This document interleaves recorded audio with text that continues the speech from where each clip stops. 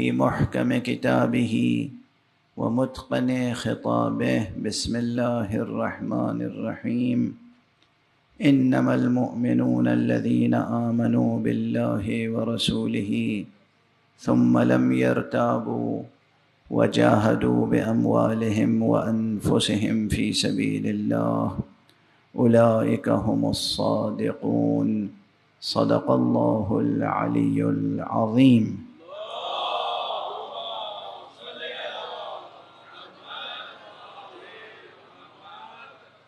ایک مرتبہ اور بلند تر صلوات پڑھو۔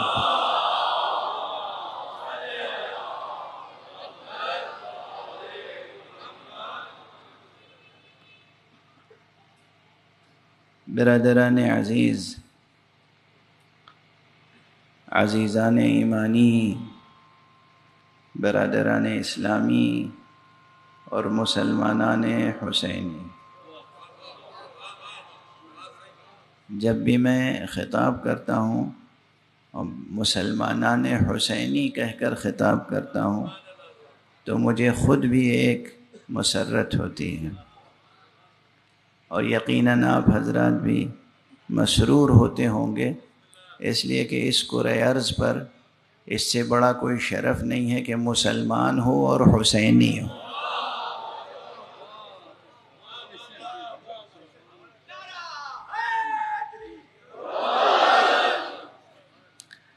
حقیقت یہ ہے، کشش کردار حسینی یہ ہے کہ اس وقت کرۂ ارض پر جتنے بھی مسلمان ہیں ان کی دل کی تمنا یہی ہوتی ہے کہ وہ حسینی مسلمان ہوں۔ یزیدی مسلمان کوئی ہونا پسند نہیں کرتا، اگرچہ یہ ترکیب بھی درست نہیں ہے، اس لیے کہ جو خود مسلمان نہ ہو اس کی طرف نسبت دے کہ کوئی مسلمان کیسے ہو سکتا ہے۔ تو جو بھی مسلمان ہے اس کے دل کی تمنا اور آرزو یہ ہوتی ہے کہ اس کی نسبت سرکار سید الشہداء ابو عبداللہ الحسین علیہ السلام سے ہو۔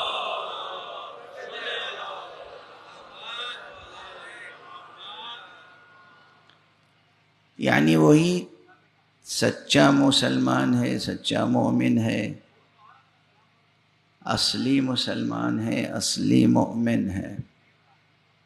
ہر شخص چاہتا یہ ہے کہ وہ سچا مسلمان ہو اور سچا مومن ہو، اور یہی خواہش، یہی آرزو، یہی تمنا ہونی چاہیے۔ اگر کوئی مسلمان ہے تو عادتاً مسلمان نہیں ہونا چاہیے، ارادتاً مسلمان ہونا چاہیے۔ اگر کوئی مسلمان ہے تو اسے نسلاً مسلمان ہونا کافی نہیں ہے، اصالتاً مسلمان ہونا ضروری ہے۔ یہ اویئرنیس جو ہے یہ کم لوگوں میں ہے۔ یہ بات بہت ہی عجیب ہے اور تکلیف دہ ہے کہ یہ اویئرنیس، یہ بیداری یہ کم لوگوں میں ہے کہ وہ خود یہ سوچیں اور یہ تمنا کریں، آرزو کریں کہ پروردگار ہمیں ایک سچا، اچھا، اصلی مسلمان بنا دے۔ اس آیت کریمہ میں یہی موضوع ہے کہ سچا مسلمان کون ہوتا ہے، سچا، اچھا، پکا، اصلی مسلمان کون ہوتا ہے۔ یہ اس آیت کا موضوع ہے جو میں نے ابھی تلاوت کی ہے آپ کے سامنے۔ سورہ مبارکہ حجرات کی آیت ہے۔ اس سے پہلے بھی غالباً 3 یا 4 مجلسوں میں یہی آیت سرنامہ کلام قرار دے رہا ہوں۔ آیت کا ترجمہ سادہ طور پر یہ ہے، انما المؤمنون الذین آمنوا باللہ ورسولہ۔ مومنین تو بس وہی ہیں جو اللہ پر ایمان لاتے ہیں اور اللہ کے رسول پر ایمان لاتے ہیں. ثم لم یرتابوا، اور ایمان لانے کے بعد وہ پھر کسی شک اور شبہے اور تردد میں مبتلا نہیں ہوتے. یہ بڑی بات ہے. خود یہ جو شرط ہے یہ بہت بڑی شرط ہے. ہم لوگ اپنی روزمرہ کی زندگی میں غور کریں کہ کتنے احکام الہیہ ہمیں بیان کیے جاتے ہیں اور ہمارا دل قبول نہیں کرتا، اور بیان کرنے والے سے پوچھتے ہیں ایسا کیوں ہے، آخر یہ کیوں ہے، ایسا کیوں کریں، اس چیز سے کیوں منع کیا گیا ہے. اور جب کہا جاتا ہے کہ اللہ نے کہا ہے، رسول نے کہا ہے، تو دل مطمئن نہیں ہوتا اور پوچھنے کہ اور بھی تو کوئی وجہ ہوگی، رسول نے اس کی وجہ بھی تو بیان کی ہوگی. اس کے معنی یہ ہیں کہ آپ ایسے مسلمان ہیں کہ جب تک آپ مطمئن نہ ہوں صرف پیغمبر کے کہے پر اطاعت نہیں کرنا چاہتے. جب تک آپ مطمئن نہ ہوں، میرا ذہن مطمئن نہ ہو، اس وقت تک میں اطاعت نہ کروں. تو یہ کون سی اطاعت ہوئی؟ اپنی اطاعت کرنا چاہتے ہیں یا مولا کی اطاعت کرنا چاہتے ہیں؟ واضح ہے. یہ ہمارے بہت سے بزرگوں میں بھی یہ عادت ہے اور جوانوں میں بھی ہے. ابھی اس سفر میں بھی کئی مرتبہ یہ سوال ہوا کہ آخر ایسا حکم ہے تو کیوں ہے؟ اور میں نے کہا کہ قال اللہ قال رسول اللہ، یہ حجت آخر ہے ہمارے لیے. کسی حکم شرعی کی دلیل کیا ہے؟ اللہ نے کہا ہے، یہ ختم ہو گئی دلیل. کہ نہیں، کوئی وجہ بھی تو ہوگی، یہ کوئی وجہ بھی تو ہوگی. یہ سوال اصلاً یہ ایک مرد مسلم و مومن کو زیب نہیں دیتا. یہاں پر یہ بالکل ذہن میں نہ آئے کہ میں سوال کا مخالف ہوں، تحقیق کا مخالف ہوں، جستجو کا مخالف ہوں. ہرگز نہیں. علم حاصل کریں، تحقیق کریں، جستجو کریں، لیکن شرط عمل آپ کی تحقیق نہیں، حکم خدا ہے.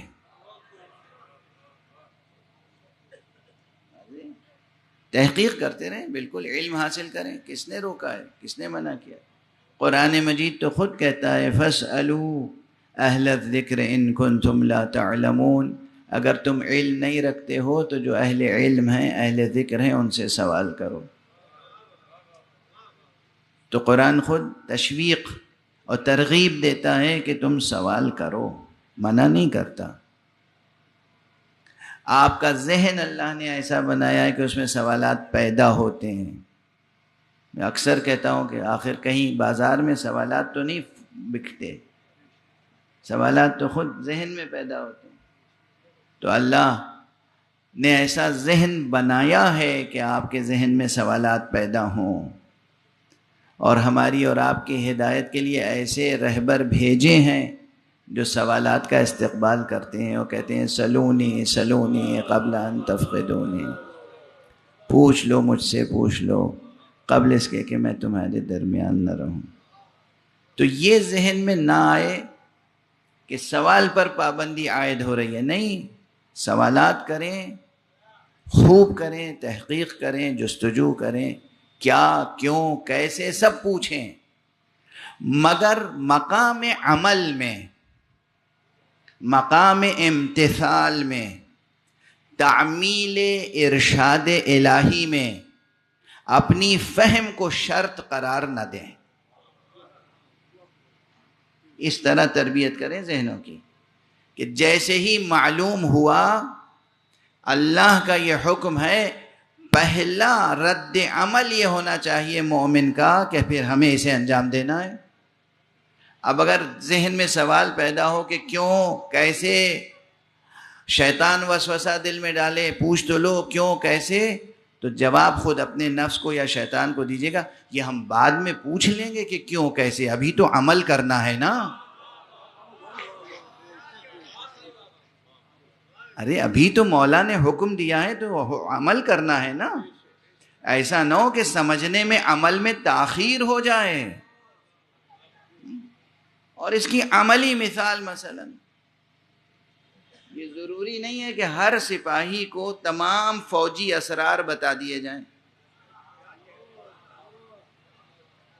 بہت سے لوگ کہتے ہیں نا کہ آخر دین فطرت ہے اور آسان ہے اور سہل ہے، ہر ایک کی سمجھ میں آنا چاہیے، اور یہ کون سے اسرار ہیں، رموز ہیں، راز کی باتیں ہیں، بطون ہیں، یہ کون سے ہیں جو علماء ہی جانتے ہیں، فقہا جانتے ہیں، ہمیں نہیں بتائے جا سکتے یا نہیں بتائے جاتے۔ تو اس کی ایک مثال سادہ سی یہ ہے کہ ایک ملک ہے، ملک کی محافظت کرنے والی فوج ہے، فوج کے سربراہ ہیں، وہ سربراہ بہت سی مصلحتیں اور اسرار سمجھتے ہیں اور جانتے ہیں، اور ہر سپاہی وہ تمام اسرار نہیں سمجھتے، مگر اگر اوپر سے حکم ہو جائے تو سپاہی پر عمل کرنا لازم ہے۔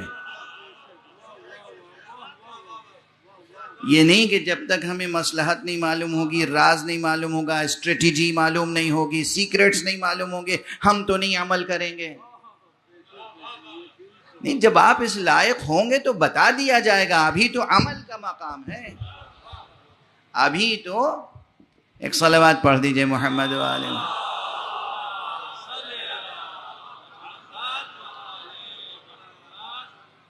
واضح ہے نکتہ؟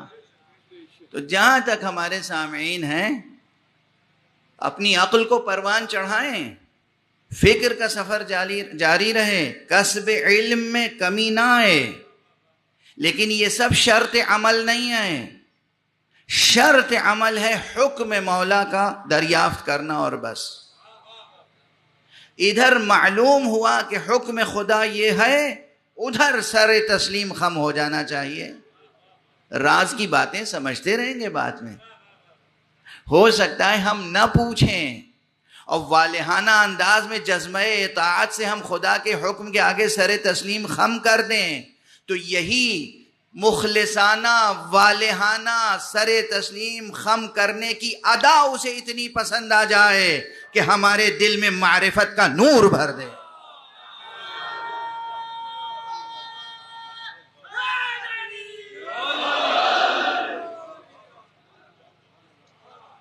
اسی جذبے سے عمل کرنے کا نام سیر و سلوک ہے، اور کچھ نہیں۔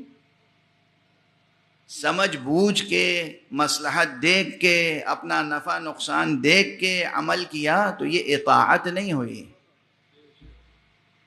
یہ تو تاجرانہ عبادت ہوئی۔ یاد ہے نا مولا کا جملہ، اے پروردگار، میں نے کسی نہ خوف سے تیری عبادت کی ہے، نہ کسی لالچ سے عبادت کی ہے، میں نے تو تجھے عبادت کے لائق دیکھا تو عبادت کی ہے۔ تو عبادت پہ یہاں حضرت امام صادق علیہ السلام کا جملہ،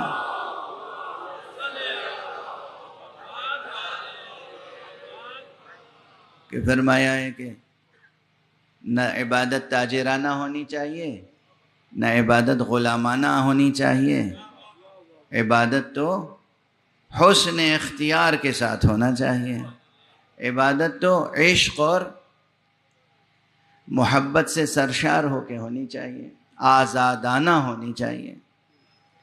تو یہ ایک بات ذہن عالی میں رہے کہ سچا مسلمان اور پکا مسلمان کون ہے؟ جس کے دل میں کوئی شک شبہ پیدا نہ ہو، نہ اصول دین میں نہ فروع دین میں، جو ثابت حقیقتیں ہیں۔ نماز صبح کی 2 رکعت ہے تو ہے۔ مجھ سے اتفاقاً سوال کرنے والے نے اسی سفر میں یہی سوال کیا تھا کہ صاحب وہ نماز صبح 2 رکعت ہے، نماز ظہر 4 رکعت کیوں ہے، اور نماز مغرب پھر 3 رکعت کیوں ہے؟ اور میں نے کہا یہ تو سیرت مصطفیٰ صلی اللہ علیہ وآلہ وسلم، یہ تو حضور کا عمل ہے، اور حضور کا اعلان ہے کہ جیسے میں نماز پڑھوں، مجھے جس طرح نماز پڑھتے ہوئے دیکھو ویسے نماز پڑھو، اور اللہ نے بھی کہا ہے کہ میرے مصطفیٰ کو جس طرح عبادت کرتے ہوئے دیکھو ویسے عبادت کرو۔ اللہ کہتا ہے کہ پیغمبر کو دیکھ کر عبادت کرو، پیغمبر کہتے ہیں مجھے دیکھ کر عبادت کرو۔ ہم کہتے ہیں پیغمبر نے یہ کیا اور کہا، آپ کہتے ہیں کیوں؟ تو یہ ایک شان مومن کے خلاف ہے۔ واضح ہے؟ سچا مومن کون ہوتا ہے؟ سچا مسلم کون ہوتا ہے؟ پھر تاکیداً عرض کر رہا ہوں، جوانوں کا چہرہ زیادہ نظر آ رہا ہے مجھے، علم حاصل کرنے پر کوئی پابندی اسلام نے نہیں لگائی ہے۔ قرآن نے، اسلام نے کہیں علم خوب حاصل کریں، اور علم میں بھی کوئی شرط نہیں کون سا علم حاصل کریں، ہر وہ علم، معلومات کا ہر وہ مجموعہ جس پر لفظ علم صادق آئے۔ یہ بڑی دقیق بات کہہ دی میں نے۔ یہ جو ہے وہ فلسفی آف ایجوکیشن سے لے کر اور ایپسٹیمولوجی تک یہ بات جائے گی۔ ہر وہ مجموعہ معلومات جس پر لفظ علم صادق آئے وہ آپ حاصل کر سکتے ہیں، وہ جائز ہے، کبھی حرام نہیں ہے، وہ جائز ہے۔ حاصل کریں علم، فکر کا سفر جاری رکھیں، ذہن کو زندہ رکھیں، خوب مطالعہ کریں، کتابوں سے رشتہ مضبوط رہے، مگر ایسا نہ کبھی کہیے گا کہ کتابیں کافی ہیں۔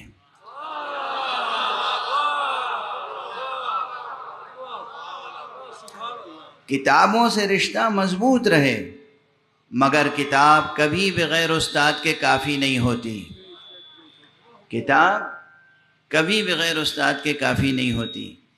اگر کتاب کافی ہوتی نا تو اللہ سبحانہ و تعالی قادر مطلق ہے یا نہیں ہے؟ خانہ کعبہ کی چھت پر ایک بڑا سا جنت سے بنا ہوا زمرد کا، یاقوت کا، عقیق کا، مرجان کا بڑا سا ایک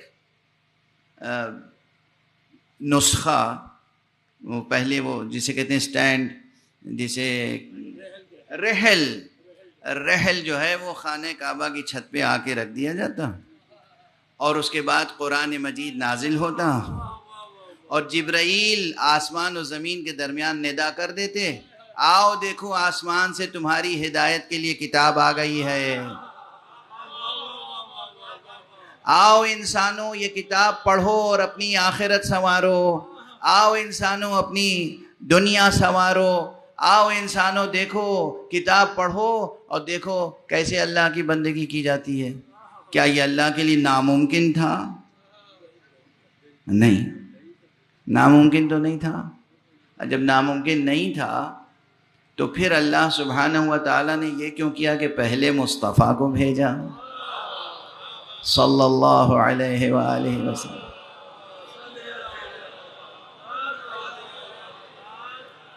اور اس کے بعد جبرائیل کے ذریعے سے قرآن پھر بھی مصحف کی شکل میں نہیں بھیجا، قلب مصطفیٰ پہ نازل کیا، اور وہ آنکھیں بجز نفس رسول کسے نصیب تھی جو قلب مصطفیٰ کی آیتیں پڑھ لے۔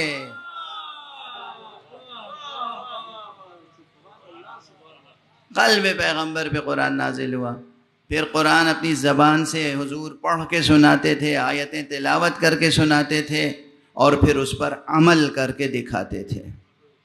تو یاد رکھیے کہ کتاب تنہا کافی نہیں ہے، مگر کتابوں سے بھی رشتہ جڑا رہے، اور ہر فن کے استاد اور معلم سے بھی رشتہ جڑا رہے۔ یہ تو آپ کی ثقافت کے لیے عرض کر رہا ہوں کہ تہذیب و ثقافت و کلچرلی آپ ہمیشہ ترقی کرتے رہیں، لیکن ایمان کے مرحلے میں وہ پہلی اور آخری بات ہے۔ ایمان کے معنی یہ ہے کہ جب اللہ پر ایمان لے آئے تو پھر اللہ کے کسی حکم پر یہ نہ پوچھیں کیوں، کیسے، عمل کے لیے یہ شرط نہیں ہے۔ اور جو شان حق سبحانہ و تعالیٰ کی ہے وہی شان پیغمبر کی ہے۔ جب پیغمبر صلی اللہ علیہ وآلہ وسلم پر ایک مرد مسلم ایمان لے آئے تو پیغمبر جو حکم دیں اس پہ عمل کرنا ہے.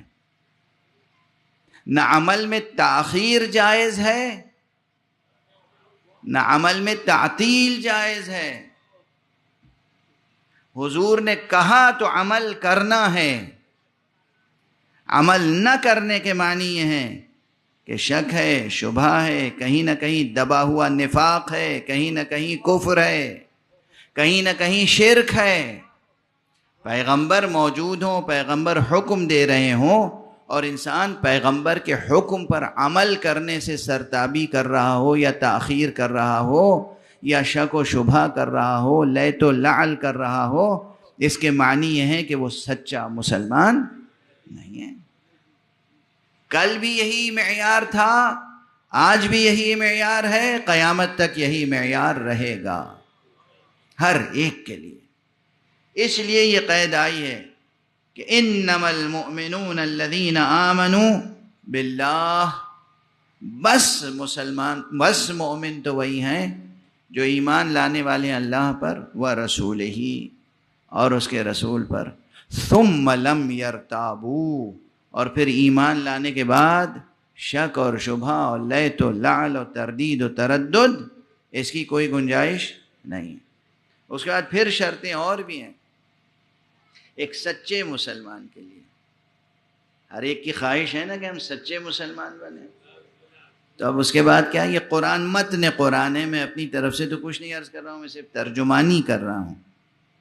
ثم لم يرتابوا وجاهدوا باموالهم وانفسهم فی سبیل اللہ، اور اللہ کی راہ میں اپنے مال سے جہاد کرتے رہیں، مال سے جہاد کرتے رہیں اور اپنی جانوں سے جہاد کرتے رہیں. اب ذہن میں سوال پیدا ہوگا کہ مال سے جہاد کیسے ہوتا ہے؟ تو یہاں میں ایک اہم بات عرض کر دوں. سب جانتے ہیں، یا آپ اپنی توہین نہ سمجھیے گا، کہ عموماً سمجھا جاتا ہے کہ کراچی میں غریبوں کا علاقہ کورنگی ہے. پہلی بات تو یہ یاد رکھیے کہ غریب ہونا کوئی ذلت کی بات نہیں ہے. یہ میں نے انچولی کی مجلسوں میں بھی کہا تھا، غریب ہونا کوئی ذلت کی بات نہیں ہے. ذلت کی بات ہے بے کردار ہونا.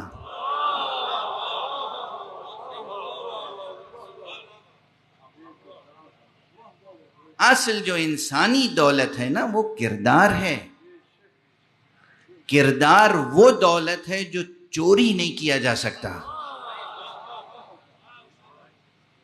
باقی تو آپ روپے پیسے سونا چاندی لا کے جمع کر لیں، خدا نخواستہ کسی بھی وقت کوئی چور آ کے چوری کر سکتا ہے، ڈکیتی ہو سکتی ہے، چوری ہو سکتی ہے، وہ مال آپ کے پاس نہیں رہ جائے گا. کردار وہ دولت ہے اور علم وہ دولت ہے جسے ہم لوگ ادبی تعبیر میں کہتے ہیں دولت بیدار. یہ سنیے ترکیب، پرانے اساتذہ کا جب کلام پڑھیں گے، اسی لیے میں کلاسیکی لٹریچر کے مطالعے پہ زور دیتا ہوں، تو اس میں ایک ترکیب آتی ہے دولت بیدار. بیدار یعنی جاگتا ہوا یا جاگتی ہوئی. دولت کون سی ہے؟ جو جاگتی ہوئی دولت ہو. چور چوری کرتا ہے تب جب آپ سو جاتے ہیں یا غافل ہو جاتے ہیں. اگر دولت خود جاگتی ہوئی ہو تو کون چوری کر سکتا ہے؟ یہ تو لفظی رعایت سے میں نے بات کہی، یہ تو صرف لفظی رعایت سے بات کہہ دی میں نے. دولت بیدار کہتے ہی ہیں کردار کو، حسن عمل کو اور حسن فکر کو، علم کو. علم ہے دولت بیدار، ایمان ہے دولت بیدار، کردار ہے دولت بیدار. تو اگر کردار ہے آپ کے پاس تو دنیا میں کوئی آپ کو حقیر یا ذلیل نعوذ باللہ نہیں سمجھ سکتا. لیکن غریب رہنا کوئی اچھی بات بھی نہیں ہے. اس لیے کوشش کرنی چاہیے کہ آپ دنیا کو تسخیر کریں، کمائیں، کمانے کے جتنے ذریعے ہیں استعمال کریں. اور کمانے کے سلسلے میں اسلام کا ایک رویہ بتا دوں، فقہ اسلامی اور اہل بیت نے جو سکھایا ہے وہ بتا رہا ہوں، کان کھول کے سنیے گا، اور جو کہہ رہا ہوں کہا سنا یاد رکھیے گا، بھلا نہ دیجیے گا، ٹھیک ہے؟ ہمارے یہاں جو کلچر ہے ایک عرصے سے، اس میں سب سے پہلے بچوں کو تیار کرتے ہیں ملازمت کے لیے۔ کس لیے؟ سروس، ملازمت، سروس، ملازمت، اور سب سے بڑی فکر یہ ہوتی ہے کوئی سرکاری ملازمت مل جائے۔ یہ فکر بنیادی طور پر غلط ہے، اسے کھرچ کھرچ کے دل سے، دماغ سے نکال دیجئے، مٹا دیجئے۔ احادیث معصومین کی پڑھیے جو معاش کے سلسلے میں ہے، کتاب المتاجر، کتاب المکاسب اور اس کے متعلقہ جو ابواب ہیں، احادیث پڑھیں، معصومین نے بہت ہدایتیں دی ہیں روزی روٹی کے مسئلے پر، امور معاش پر۔ اس میں سب سے زیادہ زور دیا ہے تجارت پر، بزنس کریں، چھوٹے سے بزنس سے آغاز کریں، خود بخود اللہ برکت دے گا۔ کوئی بزنس ذلیل نہیں ہوتا، آپ مال رکھ رہے ہیں، بیچ رہے ہیں۔ بزنس میں کیا ہے؟ آپ کی خودی آزاد ہے، آپ آزاد ہیں، واضح ہے؟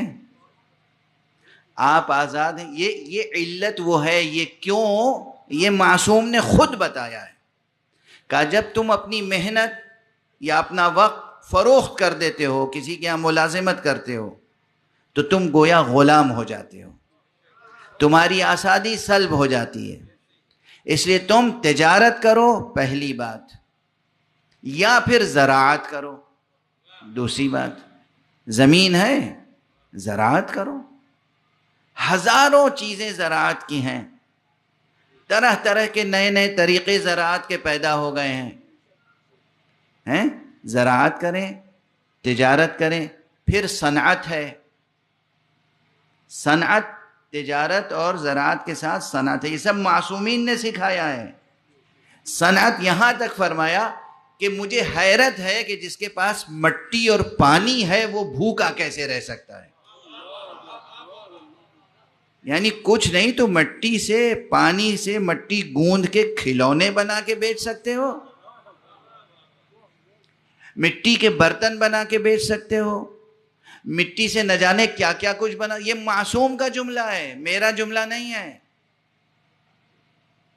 کہ حیرت ہے مجھے کہ جس کے پاس مٹی اور پانی ہو وہ بھوکا کیسے رہ سکتا ہے۔ تو صنعت، کچھ بنانا اور بیچنا، ٹھیک ہے؟ انڈسٹری، صنعت، زراعت، ایگریکلچر اور تجارت، یہ تین چیزوں کو سب سے زیادہ معصومین نے فوقیت دی ہے۔ چوتھی اور آخری منزل پر کہا کہ اگر کچھ نہ کر سکو اور قوت لا یموت، قوت لا یموت، یعنی جینے کے لیے کچھ ضروری ہو تو پھر جاؤ کسی کی ملازمت کر لو، کوئی حرج نہیں ہے۔ یاد رہے گی یہ بات؟ آخر تک پہنچ رہی ہے بات؟ ہماری مائیں بہنیں سن رہی ہیں؟ اللہم صل۔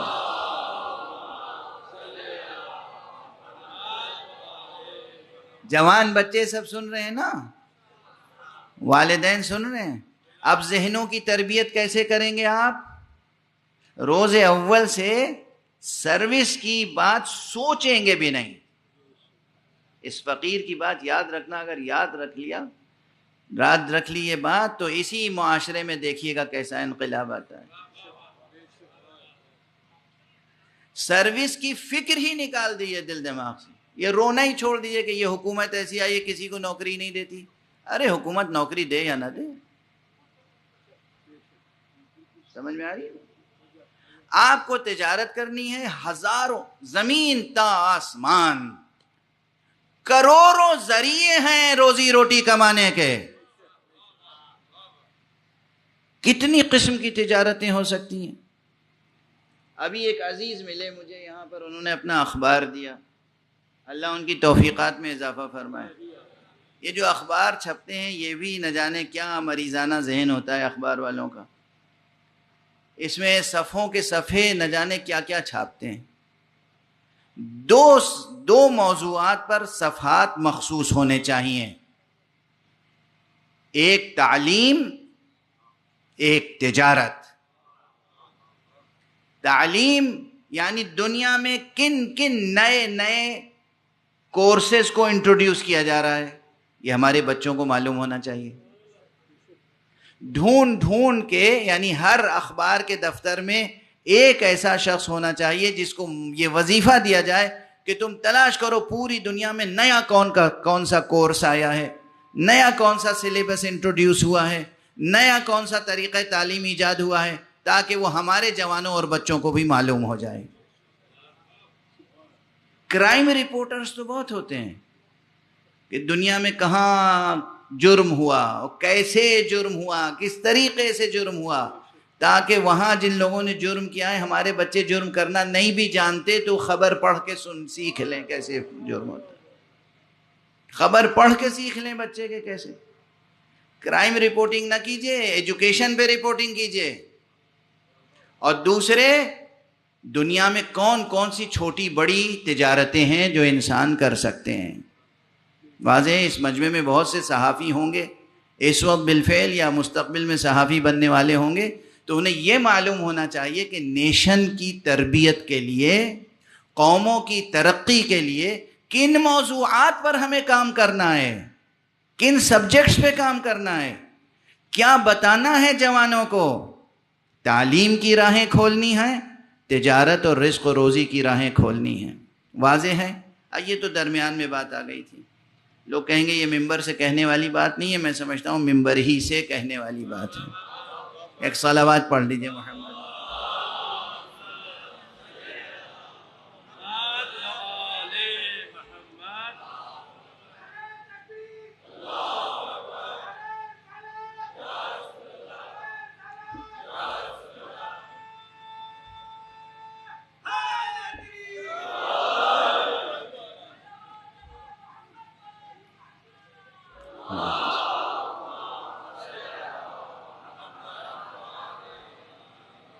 اب یہ بات میں نے عرض کیوں کی اور مناسبت کیا تھی درمیان میں، تعلق کیا ہے اس آیت سے. اس آیت نے کہا وَجَاهَدُوا بِأَمْوَالِهِمْ، اور وہ ہیں پکے سچے مومن مسلمان جو اپنے مال سے بھی جہاد کرتے ہیں. اور مال ہوگا نہیں تو جہاد کیسے کریں گے؟ اس لیے اللہ کی خاطر قربتاً اللہ مال کمانا بھی جہاد ہے. صرف یہ نہیں کہ آپ نے کما لیا، بہت پیسہ ہے آپ کے پاس، اب اس پیسے کو اللہ کی راہ میں خرچ کرنا جہاد ہے. نہیں، مال کمانا بھی جہاد ہے. اسی لیے معصوم کی حدیث ہے، یہ حدیث نہ سنی ہوگی، شاید کسی نے سنائی نہ ہو آپ کو. اس لیے معصوم نے کہا اگر کوئی شخص اپنے رزق حلال کے لیے جد و جہد کرتا ہوا مر جائے تو وہ بھی شہید مرتا ہے. سمجھ میں آئی بات؟ اپنے قد یمین سے، قوت بازو سے، اپنی فہم سے، اپنی فراست سے، اپنا پسینہ بہا کر، تجارت کر کے، زراعت کر کے، صنعت و حرفت کے ذریعے سے. اور کتنے فنون ہیں، کتنے آرٹس ہیں کہ جو آپ گھر بیٹھے ان کے ذریعے سے کما سکتے ہیں بغیر کسی کے ملازم ہوئے. تو اللہ کی خاطر اپنے عزت نفس کو بچانے کے لیے، اللہ کی خاطر اپنے بیوی بچوں کے رزق و روزی کا انتظام کرنے کے لیے، اللہ کی خاطر اس نیت سے زیادہ کمانے کی فکر رکھنا کہ ہم اپنے خرچے سے زیادہ کمائیں تاکہ جو بچے وہ اللہ کی راہ میں لٹائیں. یہ سب کیا ہے؟ جہاد. یہ سب جہاد ہے. یہ دنیا والے صرف تلوار سے جہاد کو جہاد کہتے ہیں. لیکن جہاد کی کتنی سینکڑوں قسمیں ہیں جہاد کی. جہاں ایک قطرہ لہو کا نہیں ٹپکتا اور انسان کو جہاد کا بھی ثواب ملتا ہے، شہادت کا بھی ثواب ملتا ہے. یہ ہے دین. یہ ہے دین. خالی عوام الناس کو، جاہلوں کو اور فقیروں کو، محتاجوں کو، مفلسوں کو، جسے کہتے ہیں کہ ان کا برین واش کر کے ان کے ہاتھ میں اسلحہ دے دینا اور کہنا کہ اللہ کی راہ میں جہاد کیجئے، یہ ظلم ہے امت پر۔ سینکڑوں ہزاروں طریقے جہاد کے ہیں جہاں خون کا ایک قطرہ نہیں ٹپکتا، اور اللہ جہاد کا بھی ثواب دیتا ہے اور شہادت کا بھی ثواب دیتا ہے۔ وَجَاهَدُوا بِأَمْوَالِهِمْ، اور وہ جو اپنے مال سے جہاد کرتے ہیں اللہ کی راہ میں، وہ بھی سچے پکے مسلمان اور مومن ہوتے ہیں۔ وَبِأَنفُسِهِمْ، اور آخری شرط یہ ہے کہ اور اپنے نفس کو اللہ کی راہ میں قربان کرتے ہیں۔ وہ تو ہے یہ بلند ترین قربانی۔ اب یہاں درمیان میں اور مثال دے دوں تاکہ آپ اس بحث کو فراموش نہ کریں کبھی۔ وہ جہاد جس میں مرد اور عورت برابر سے جہاد اور شہادت کا ثواب پا سکتے ہیں، وہ یہی مالی جہاد ہے۔ عورتیں بھی کوشش کریں کمانے کی، عورتیں بھی کوشش کریں بزنس کرنے کی۔ یہ جو پرانا، یہ تمام علماء تشریف فرما ہیں یہاں پر، ان سے پوچھئے گا، وہ جو ٹریڈیشنل ایک کانسیپٹ کلچرل چلا آ رہا ہے کہ عورت گھر کے کام کاج کے علاوہ کچھ نہ کرے، وہ درست کانسیپٹ نہیں ہے۔ عورت حجاب میں رہے، عورت جو ہے وہ اپنی عفت کو بچائے، اپنی حرمت و عظمت کو بچائے، لیکن اس کے ساتھ دنیا کا ہر بڑا کام عورت کر سکتی ہے۔ اور اگر تجارت کے لیے خاص طور پر یہ ہو کہ عورت تجارت کیسے کرے گی، تو سب سے پہلا نمونہ اسلام کی خاتون اول، آقائے نامدار، سرکار رسالت مآب محمد مصطفیٰ صلی اللہ علیہ وآلہ وسلم کی وہ بیوی جو شریک حیات معراج مصطفیٰ تھی، جناب خدیجۃ الکبریٰ سلام اللہ علیہا۔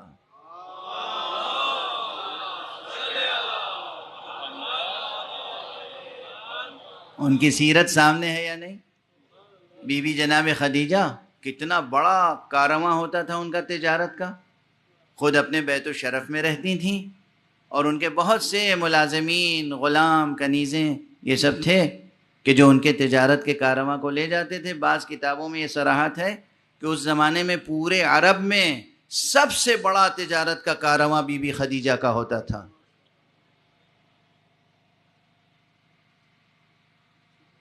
اور پھر یہ اسی بیوی کو شرف حاصل ہوا کہ ان کا مال تجارت لے کر، ان کا مال تجارت لے کر کون گیا تجارت کرنے کے لیے؟ اس کائنات کا سید و سردار، علت تخلیق کون و مکان، صاحب معراج، حضرت امام المرسلین خاتم النبیین محمد مصطفیٰ صلی اللہ علیہ وسلم۔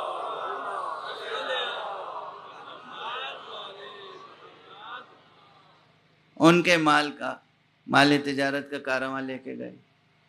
اب میں یہاں پر ان کے فضائل و معجزات بھی بیان کر سکتا ہوں، لیکن میں دامن وقت میں بھی گنجائش نہیں ہے۔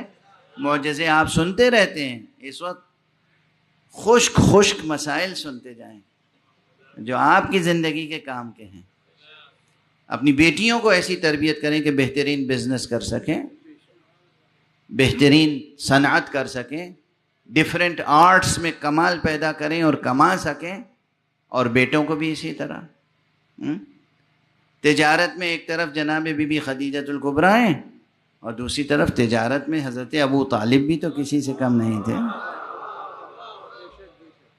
اور دونوں کا مال صرف تبلیغ اسلام ہوا۔ جناب بی بی خدیجۃ الکبریٰ، لوگ تاریخوں میں لکھ گئے ہیں کہ فلاں نے غلام آزاد کرائے اور فلاں نے غلام آزاد کرائے، یہ کوئی نہیں بتاتا کہ تھیلیاں دے کے آزاد کروایا کس نے۔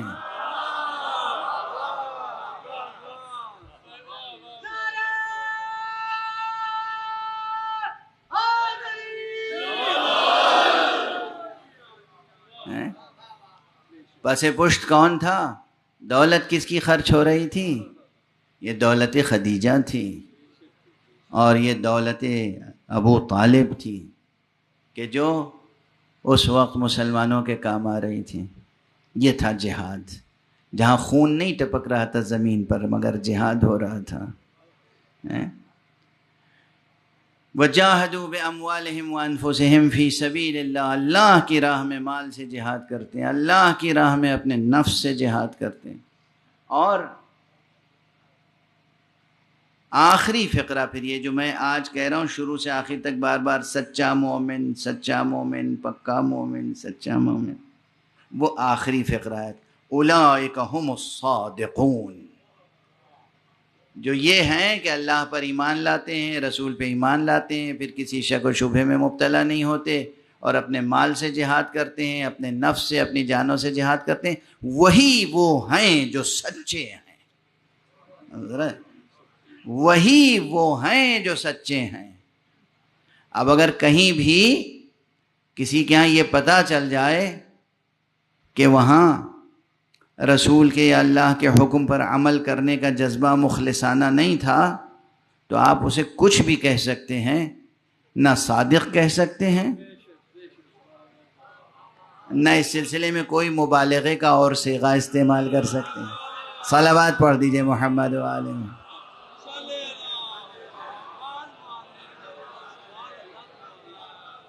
ایک اور صلوات پڑھ دیجئے محمد.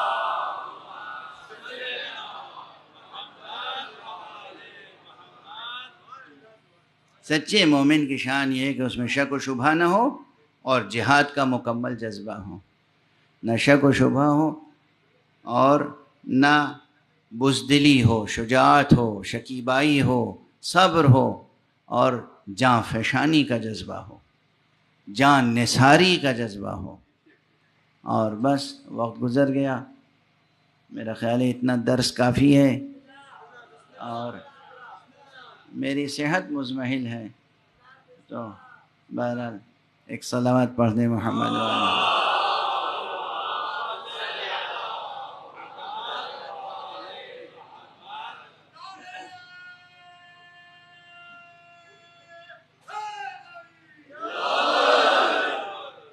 جزاکم اللہ. جب انسان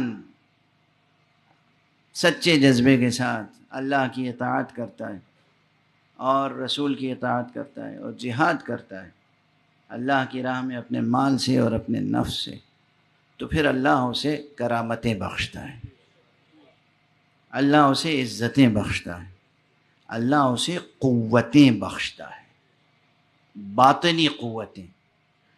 تو پھر وہ منزل آتی ہے.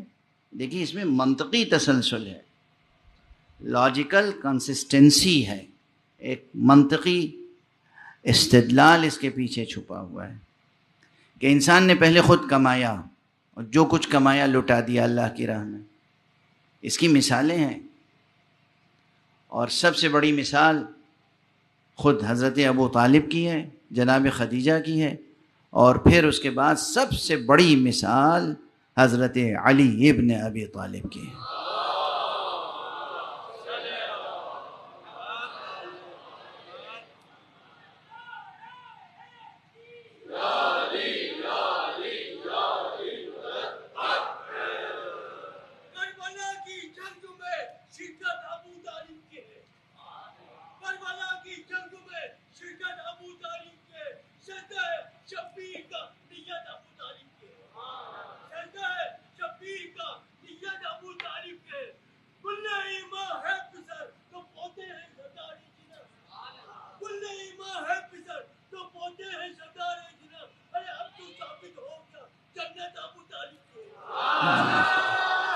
ماشاءاللہ.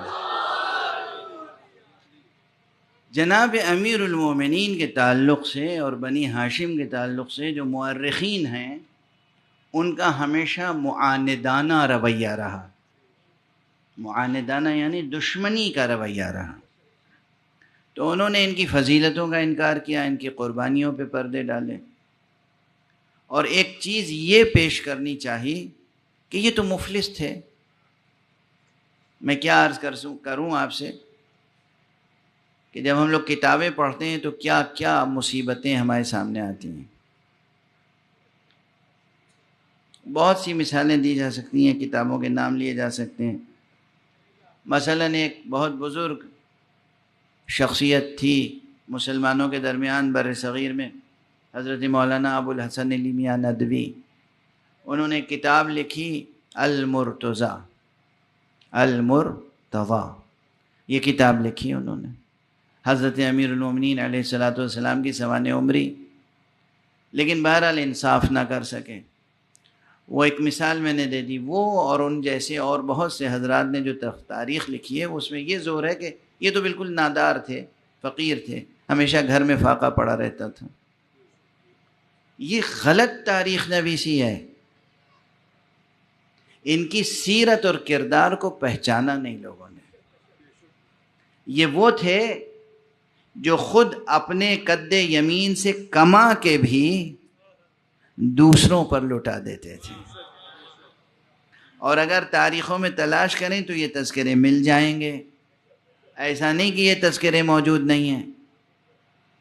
حضرت امیر المومنین علی ابن ابی طالب علیہ السلام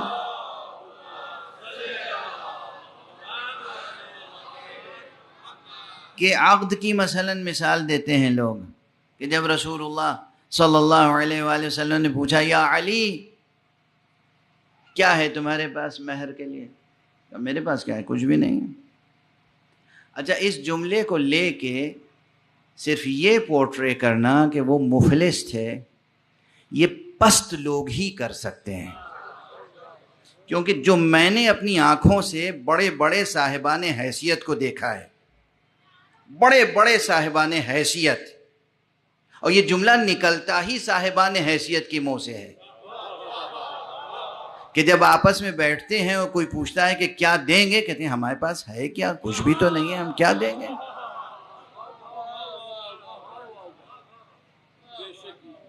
صاحب ظرف کی گفتگو یہی ہوتی ہے۔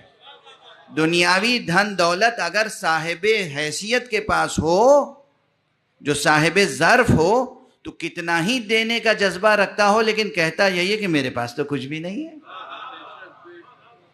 آپ کسی صاحب حیثیت سے بات کیجئے گا تو وہ ہمیشہ میرے پاس تو کچھ نہیں ہے۔ یہی امیر المومنین کا جملہ تھا، جن کا اختیار عرش تاز فرش ہر شے پر تھا۔ جس پتھر کو اٹھا لیتے وہ چٹان سونے کی بن جاتی، مگر جب رسول نے پوچھا یا علی کیا ہے تمہارے پاس؟ میرے پاس کیا ہے؟ کچھ بھی نہیں ہے۔ اچھا، اس سے بڑھ کر بردباری اور شرافت کی گفتگو نہیں ہو سکتی، اس لیے کہ پوچھنے والا بھی کوئی اور نہیں تھا، رسول اللہ صلی اللہ علیہ وسلم، حضور کی ذات گرامی تھی پوچھنے والی، وہ خود سید کائنات، اور یہ خود ان کے روح و جاں۔ لیکن ظاہری اعتبار سے بھی اور تاریخیں دیکھیں تو وہاں یہ روایت مل جاتی ہے کہ رسول سے جس وقت کہہ رہے تھے کہ میرے پاس تو کچھ بھی نہیں ہے، اسی صبح 40,000 درہم اپنی زکوٰۃ ادا کر چکے تھے۔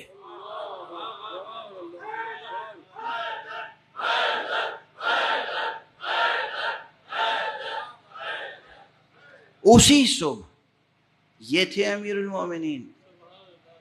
یہ جو تصویر بنائی جاتی ہے کہ مفلس تھے، کچھ رہتا ہی نہیں تھا کھانے کے لیے، کسی کو عطا کرنے، عطا کا جذبہ یہ تھا، جو کچھ اپنے پاس ہوتا تھا عطا کر دیتے تھے، مزید کما کے عطا کر دیتے تھے، اور پھر بھی بھوکے رہتے تھے۔ اس بھوک کی لذت سے دنیا والے آشنا نہیں ہیں، نہیں سمجھ سکتے مقامات معصومین کے۔ معصومین کے مقامات سمجھ نہیں سکتے اس بھوک کی لذت کیا تھی، اس بھوک کی حقیقت کیا تھی۔ اور پھر حق سبحانہ و تعالیٰ کیا کرامتیں عطا فرماتا تھا کہ اس شخص نے جو کچھ تھا وہ دے دیا، مزید کما کے دے دیا، پھر بھی اپنے لیے کچھ نہ رکھا، تو وہ اعجاز کی کیفیت ہوتی تھی کہ اگر کوئی مہمان آ گیا ہے اور وہ ہاتھوں پہ پانی ڈال رہا ہے تو وہ ہاتھ کا دھون بھی جواہر بن جاتا تھا۔ یہ سب یوں ہی نہیں ہوتا۔ ایمان باللہ کمال کے درجے پر ہو، ریاضت خدا کی خاطر کمال کے درجے پر ہو، شفقت خلق خدا پر کمال کے درجے پر ہو، کہیں سے کہیں تک بھی خود غرضی نہ ہو، نفس پرستی نہ ہو، اپنا کوئی خیال ہی نہ ہو، جب بھی خیال ہو تو خدا کا خیال ہو۔ اگر ایسا کوئی ہو تو پھر خدا بھی ہر وقت انہی کے خیال میں رہتا ہے۔ یہی وہ منزل ہوتی ہے جسے کہا جاتا ہے ما تشاؤون الا ان یشاء اللہ، تم تو کچھ چاہتے ہی نہیں ہو مگر وہ چاہتے ہو جو خدا چاہتا ہے۔ ایک صلوات پڑھ دیجئے محمد۔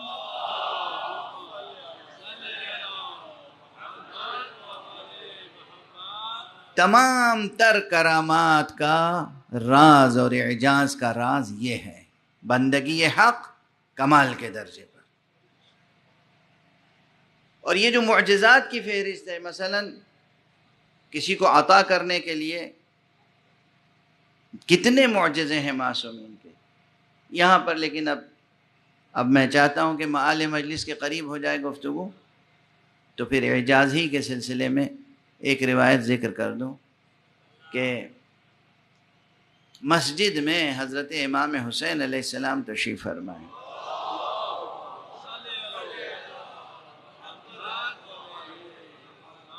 مسجد نبوی میں تشریف فرمائے، اور جوان بیٹا آ گیا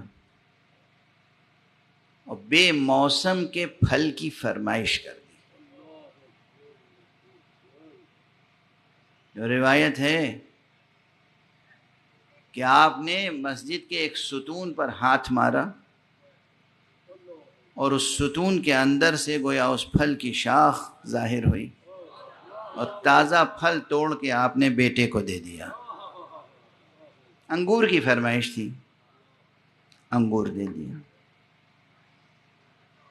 یہ جو منزل اعجاز ہے، یہ حضرت آقا امام حسین علیہ السلام کا معجزہ ہے۔ بے موسم کا پھل جوان بیٹے نے مانگا اور آقا نے دے دیا۔ یہ معجزات میں ثبت ہے، ہمارے یہاں معتبر ترین کتابوں میں ہے۔ بس ایک جملہ کہوں گا اور آپ کی طبیعتیں منقلب ہو جائیں گی۔ شاید بیٹے کو یہی انداز یاد تھا کہ بے موسم کا پھل مانگا تھا تو بھی بابا نے دے دیا۔ جو کربلا میں آ کے کہا تھا نا، بابا العطش قد قتلنی، بابا پیاس کی شدت مجھے قتل کیا چاہتی، لیکن یہاں مصلحت امامت کچھ اور تھی، یہاں حکمت الہیہ کچھ اور تھی، یہاں مشیت کا تقاضا کچھ اور تھا۔ یہاں یہ نہیں کیا آپ نے کہ جنت سے، بہشت سے، کوثر سے ہاتھ بڑھا کر پانی لا کے پلا دیتے۔ یہاں آپ نے کہا بیٹا اپنی زبان ذرا میرے منہ میں تو ڈال دو، اور پھر بیٹے نے جلدی سے اپنی زبان منہ سے باہر نکالی، کہا بابا آپ کی زبان تو میری زبان سے بھی زیادہ خشک ہے۔ یہ وہ امتحان اور آزمائش و قربانی کی منزل تھی جس سے یہ اولو العزم اللہ کے نمائندے گزرے۔ اب بس ایک فقرہ اور عرض کر دوں، یہ تو آپ نے روز عاشور آپ کے ذہن میں تازہ ہو گئی ہیں، روز عاشور کی یادیں، لیکن یہ تاریخیں اسیری کی تاریخیں ہیں، اس لیے عرض کروں کہ ایک چیز نظر آتی ہے، میں نے بہت تلاش کیا، کسی کتاب میں یہ نہیں ملا، جب تک حضرت عباس زندہ رہے اس وقت تک تو بچے التش التش کرتے رہے، لیکن حضرت عباس کی شہادت کے بعد پھر کسی بچے کی زبان پہ التش کی آواز بلند نہیں ہوئی۔ میں نے تلاش کیا ہے، یعنی اس کے بعد یہ نہیں ہوا کہ جناب سکینہ اور بچوں نے آ کے بابا کا دامن تھاما ہو اور کہا بابا ہم پیاسے ہیں، پانی کا اہتمام کیجیے۔ یہ کوئی روایت نہیں، میری نظر سے نہیں گزری۔ جب تک آقا عباس زندہ رہے بچوں نے پانی کا اصرار کیا۔ ہاں، جب آقا حسین خیمے سے نکل رہے تھے اور اپنے گھوڑے پر اپنے فرس پہ تشریف فرما ہو رہے تھے تو بی بی سکینہ نے پانی کا سوال نہیں کیا، بس ایک ہی جملہ کہا، بابا آپ بھی مرنے کے لیے جا رہے ہیں۔ یہ فقرہ تھا، یعنی بعد عباس جری، بعد حضرت سقائے سکینہ، بعد شہادت امام حسین کب تک بچے پیاسے رہے اس کا کوئی اندازہ نہیں کر سکتا۔ اس لیے کہ زندان شام میں تو ہمیں یہ روایت ملتی ہے کہ بی بی جناب زینب کو لوگوں نے بیٹھ کر نماز پڑھتے ہوئے دیکھا، اور جب سید سجاد نے سوال کیا، پھوپھی اماں ہم نے آج تک آپ کو بیٹھ کے نماز پڑھتے ہوئے نہیں دیکھا، کیا سبب ہے کہ آپ بیٹھ کر نماز پڑھ رہی ہیں؟ تو آپ نے فرمایا، بیٹا کربلا سے لے کر آج تک اس اسیری کی مدت میں کبھی دشمنوں کی طرف سے اتنا آب و دانہ نہیں آتا جو اسیروں کے لیے کافی ہو جائے، اس لیے میں اپنے حصے کی غذا اور اپنے حصے کا پانی بچوں کو پلا دیتی ہوں، بچوں کو کھلا دیتی ہوں، اور اب میرے جسم میں اتنی طاقت نہیں رہ گئی کہ کھڑے ہو کر نمازیں پڑھ سکیں۔ آپ ملاحظہ فرما رہے ہیں کہ پیاس کی شدت کب تک رہی، کہاں تک رہی۔ لیکن میرا جی چاہ رہا ہے کہ اس وقت ایک منظر پیش کر کے اور آپ کو دعوت ماتم دوں کہ یہ قافلہ جب، چونکہ اس سلسلہ سفر میں نے اس روایت کا ذکر نہیں کیا، جبکہ یہ بڑی المناک روایت ہے اور صحیح ترین روایتوں میں سے ہے مصیبت کی، مصائب کی، کہ جب اسیران اہل حرم کا قافلہ شام میں داخل ہوا تو اولاً تو بازاروں کو سجایا گیا، اور اس بازار سے گزرنا اہل حرم کے لیے قیامت سے کم نہ تھا۔ بازاروں سے گزارے گئے اہل حرم بے ردا، اور دو رویہ آئینہ بندی کی گئی تھی تاکہ بے ردا اہل حرم کو تماشبین اپنی نگاہوں سے دیکھیں۔ اس سب مرحلے سے گزرے اہل حرم، لیکن جب دربار میں داخل ہوئے ہیں اور ایک صف میں کھڑے کیے گئے تو روایات میں ہیں 12 گلے ایک رسن سے بندھے ہوئے، یعنی اسی رسن میں جناب زینب کا بازو بھی ہے، اور اسی رسن میں آقا حسین کی ایک 4 سال کی بچی کا گلا بھی ہے۔ کہتے ہیں کہ حاکم لعین نے خود اپنی آنکھوں سے دیکھا کہ بچی کبھی ایک پاؤں اٹھا لیتی ہے، کبھی دوسرا پاؤں اٹھا لیتی ہے۔ اس نے پوچھا کہ بچی یہ کیا سبب ہے کہ ایک پاؤں اٹھا لیتی ہے؟